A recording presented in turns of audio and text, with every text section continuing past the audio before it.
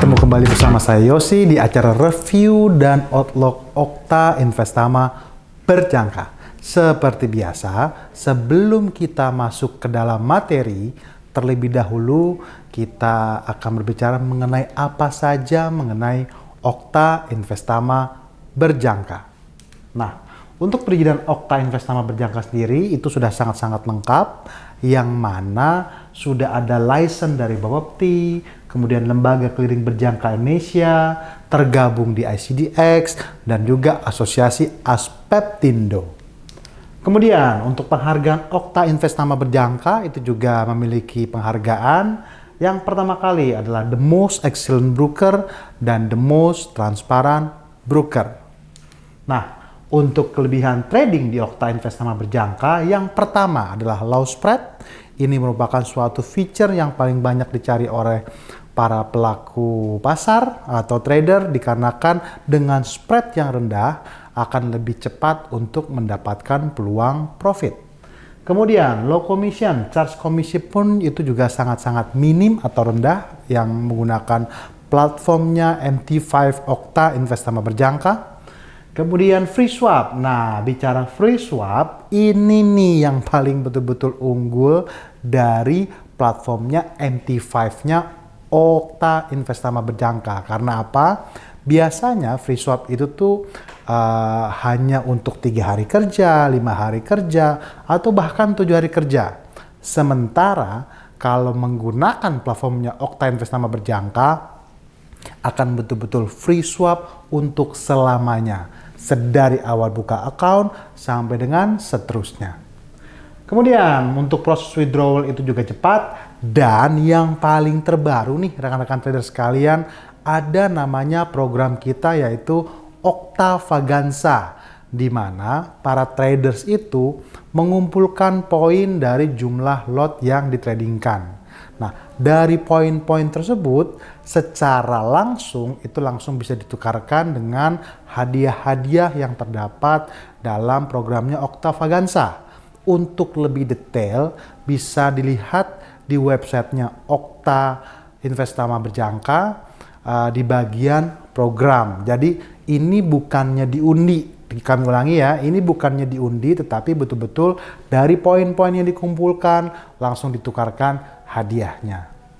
Nah, kemudian untuk media sosial Okta Investama Berjangka itu ada website www.okta.co.id, kemudian ada Facebook, ada Instagram, ada YouTube channel, kemudian ada Twitter dan juga TikTok. Nah, untuk disclaimer on, materi ini hanya bersifat informatif untuk referensi dan seterusnya. Tanpa menunggu waktu lama lagi, kita mulai masuk ke dalam materi. Kita akan membahas mengenai review hasil rilis data kalender ekonomi 26 Februari sampai dengan 1 Maret 2024. Jadi pada saat pekan kemarin, yang menjadi primadona itu adalah pengumuman suku bunga daripada New Zealand. Itu betul-betul luar biasa sekali dampaknya terhadap pergerakan New Zealand terhadap USD pada saat itu, yang mana nih penurunannya itu betul-betul sampai lebih daripada 1% atau di atas 100 pips. Dikarenakan apa? Suku bunga daripada Bank Sentral New Zealand itu dirilis tetap di level 5,5%.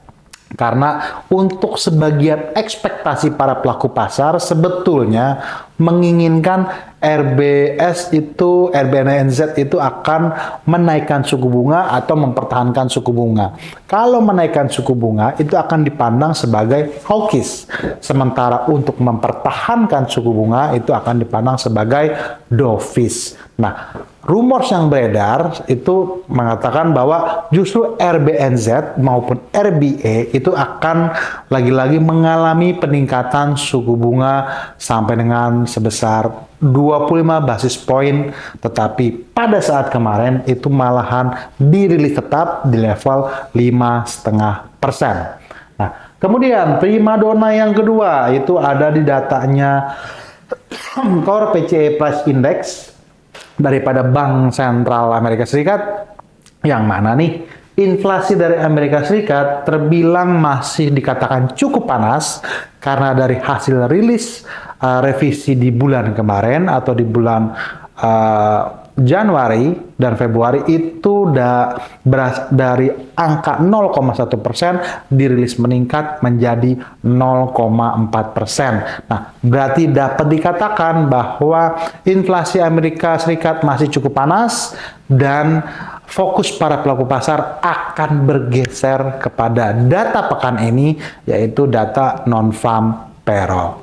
Nah, dari Wall Street lonjakan saham berbasiskan teknologi buat Wall Street itu kembali meroket di akhir pekan. Nvidia sentuh kapitalisasi pasar lebih daripada 2 triliun dolar. Jadi pada saat kemarin hari Jumat itu merupakan yang pertama kalinya akhirnya melonjak kapitalisasinya sebesar, kami ulangi lagi, 2 triliun dolar. Memang kalau bicara Wall Street itu nggak bakal pernah bosan-bosan. Kita sampaikan dari Okta Investama Berjangka bahwa pada saat beberapa puluh tahun yang lalu atau mungkin bisa jadi katakan di 1800-an itu merupakan transformasi menjadi revolusi industri. Dan sekarang ini sebenarnya tanpa kita sadari dan harus kita sadari sebenarnya sedang terjadi revolusi teknologi. Yang mana nih dari penggunaan handphone kemudian berubah menjadi smartphone, kemudian sekarang ini yang lagi booming adalah AI. Nah, untuk hal-hal teknologi berbasiskan AI itu tuh banyak adanya di Nvidia. Oleh karenanya bisa disebut saat ini, abad ini merupakan revolusi teknologi. Nah, inilah yang akhirnya kemudian mendorong Wall Street terus naik ke zona atas. Nah, untuk Dow Jones sendiri kemarin itu naik 0,23%, S&P 500 itu naik sebesar 0,8%, dan Nasdaq itu naik hingga 1,14%. Seperti kita ketahui bahwa Nvidia itu merupakan saham berbasiskan teknologi. Ya otomatis nih, berarti adanya di Nasdaq, adanya di S&P 500. Kemudian inflasi Amerika Serikat terus menurun, meredam kekhawatiran Fed akan mendapatkan lebih banyak alasan untuk menunda penurunan suku bunga. Jadi ya memang kalau tensi penurunan suku bunga Amerika Serikat itu akan semakin membesar, otomatis suku bunga yang tadinya trennya itu ada di level atas, let's say katakan di 5,25% sampai dengan 5,5%, kalau mulai menurun, disitulah merupakan salah satu bahan bakar bagi Wall Street untuk 3 Wall Street, Dow Jones, Nasdaq, S&P 500 untuk terus akan bergerak ke zona atas. Oke, kemudian sekarang kita beralih ke minyak. Harga minyak naik ditopang wacana pengurangan produksi OPEC Plus dan rilis data inflasi Amerika yang terbaru. Nah, kalau bicara minyak masih sama, clue-nya itu adalah untuk kisah seputar geopolitik. Karena seperti kita ketahui, sekarang ini dari Rusia versus Ukraine itu sudah nyaris 3 tahun loh. 2 tahun berjalan nyaris 3 tahun. Kemudian Hamas versus Israel itu juga, kemudian dari situ ada turunan-turunannya, let's say katakanlah adalah Laut Merah, kemudian persetujuan dengan Lebanon yang didukung oleh Iran, yang didukung oleh Rusia. Disitulah akhirnya menimbulkan kekhawatiran, karena ingat, biar bagaimanapun minyak itu 80% sampai dengan 90% diproduksinya di Timur Tengah. Disitulah menimbulkan kekhawatiran yang menyebabkan secara makroekonomi harga minyak akhirnya mengalami kenaikan. Range-nya minyak itu yang tadinya $70 per barrel sampai dengan $80 per barrel, pada saat Jumat kemarin itu akhirnya menyentuh level $80 per barrel. Dan otomatis sekarang ini range-nya itu akan semakin meningkat. Pada saat ini, range bawahnya emas itu berada di level $75 per barrel, sedangkan range atasnya itu ada di level $85 per barrel. dengan target pertama secara technical time frame weekly itu berada di level $83 per barrel. Nanti akan kita tunjukkan di teknikalnya minyak. Oke, sekarang kita beralih ke emas. Harga emas itu juga sangat signifikan kemarin pergerakannya, terutama nih pada saat penutupan akhir pekan di hari Jumat. Harga emas memulai Maret dengan kinerja positif seiring menyentuh level tertinggi dalam 2 bulan. Pada perdagangan Jumat, data ekonomi yang lemah memperkuat harapan penurunan suku bunga Amerika Serikat pada bulan Juni, mendorong harga emas menyentuh rekor tertinggi, dan ini merupakan kenaikan harga emas selama 2 minggu berturut-turut. Dan ini pun juga sebetulnya sesuai dengan apa yang disampaikan atau yang diinformasikan kepada rekan-rekan trader sekalian di podcastnya I Like Monday di Senin kemarin. Gitu loh. Bahwa apabila harga emas itu true breakout 2050 sampai dengan 2055, disitulah harga emas akan berpeluang untuk kembali melanjutkan penguatan. Dan tentu saja pada saat hari Jumat kemarin itu akhirnya harga emas berhasil menembus true breakout 2050 hingga 2055 yang menyebabkan harga emas melambung cukup tinggi, naik sebesar $40 per troy ounce hanya dalam waktu 1 hari. Nah, itu kenaikannya cukup signifikan. Disitulah emas akhirnya sentuh level tertinggi di 2085. Nah, untuk outlook pekan ini, sedari hari Senin itu akan ada pengumuman inflasi daripada Swiss. Kemudian untuk hari Selasa itu akan pernyataan atau hasil pidato daripada Gubernur Bank Sentral Jepang, yang memang seperti kita ketahui ya, untuk USD terhadap yen atau cross rate pound terhadap yen, euro terhadap yen, Aussie terhadap yen, ini memang juga sedang mengalami dilema sebenarnya. Karena apa?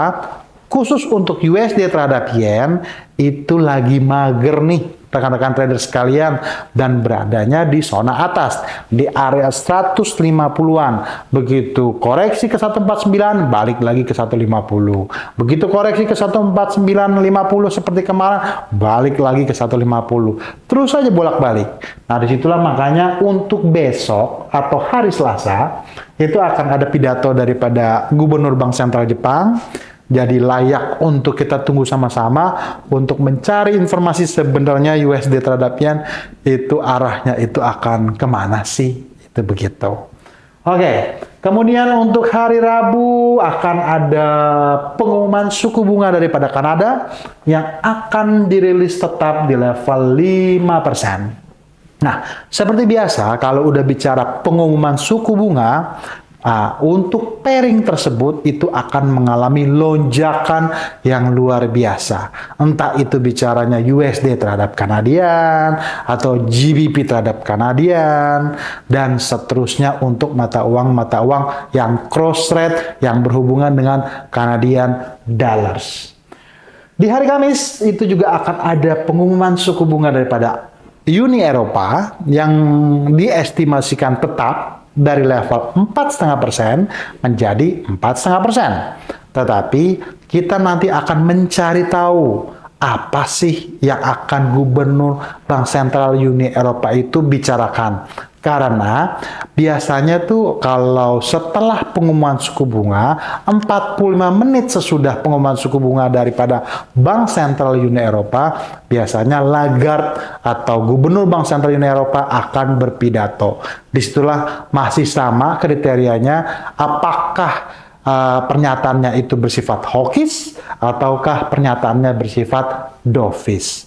Dan penutupan yang manis akan dilakukan di pekan ini pada hari Jumat pada data sepaket ketenaga kerjaan, yaitu data-data non-farm payroll. Tetapi ingat, bicara non-farm payroll nih, itu selalu disandingkan dengan dua rilis data ekonomi yang lain, yaitu average hourly earnings, kemudian non-farm employment change, dan unemployment rate. Untuk average hourly earnings sendiri itu akan diestimasikan terjadi penurunan yang luar biasa dari level 0,6% menjadi 0,2%, jelek buat Amerika Serikat. Kemudian non-farm employment change itu juga akan terjadi penurunan yang signifikan dari level 353.000 menjadi 190.000. Ini juga jelek untuk Amerika Serikat. Dan unemployment rate itulah yang dirilis netral, sama-sama di level 3,7%. Nah, dapat dikatakan bahwa hasil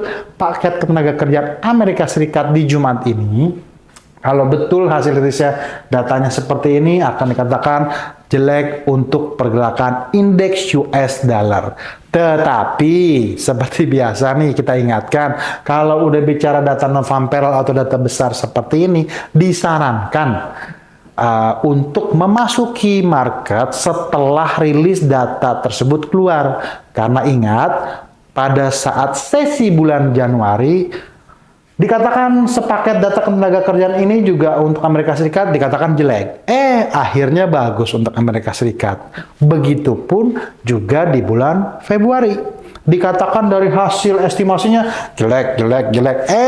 Ternyata bagus juga buat indeks US dollar. Nah, dapat diinformasikan, ini pun juga sama nih. Jangan sampai kena trap. Jangan sampai kena hoax-nya juga. Jadi, kita sarankan kedua kali bahwa untuk masuk posisi di data non-farm payroll, tunggu sampai dengan datanya itu betul-betul keluar 10 atau 15 menit setelah data tersebut keluar di jam 8.30 malam. Nah, sekarang kita masuk ke dalam sesi teknikal. Seperti yang tadi diinformasikan di awal, untuk penggerak Wall Street saat ini merupakan saham-saham berbasiskan teknologi. Yang paling terutama itu adalah saham-saham AI. Ada ChatGPT, ada Nvidia lah yang terutama. Yang tadi disampaikan bahwa kapitalisasinya aja nih sebesar lebih daripada 2 triliun dolar. Nah, untuk target atas itu berada di 5115, kemudian 5306, bahkan sampai dengan 5450.